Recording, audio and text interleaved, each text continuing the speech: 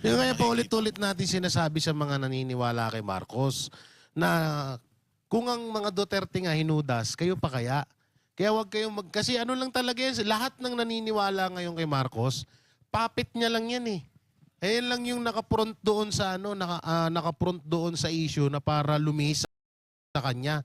Yun yung tingnan nyo, yung nagkakaroon ng bookingan dati sa inilabas ni Pangulong Duterte mapatungkol sa BICAM na may blanco. Sino ginawa niyang pang doon? Pain, no? Nang pain doon. 'Di ba yung mga tauhan na kay Sumali daw yung mga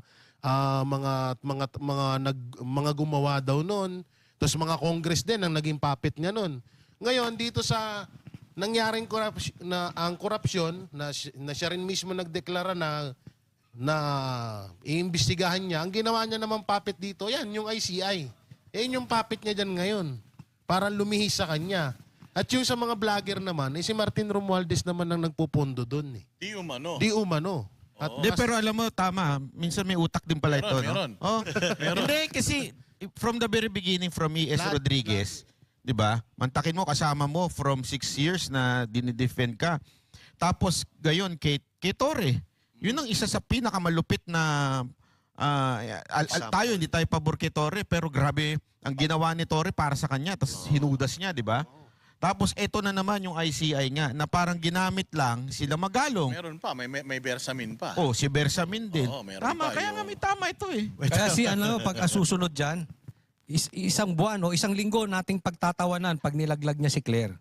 Yan ang, kasi darating at darating. hindi si Anteclaire kasi kay Lisa yan eh. Si Lisa Miski na, ang isa dyan pa yun.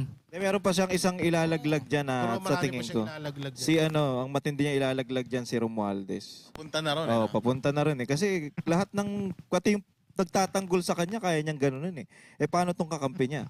Natahimik lang ngayon. Hindi natin Pero alam ako, kung meron nasaan. akong ibang prediction dyan. Uy, yan ah. Sa tingin ko magiging baligtad si Romualdez sa maglalaglag. Kasi Yun sa, din ang sa totoo lang, hindi, wag ka nakikigaya ng idea. Oo.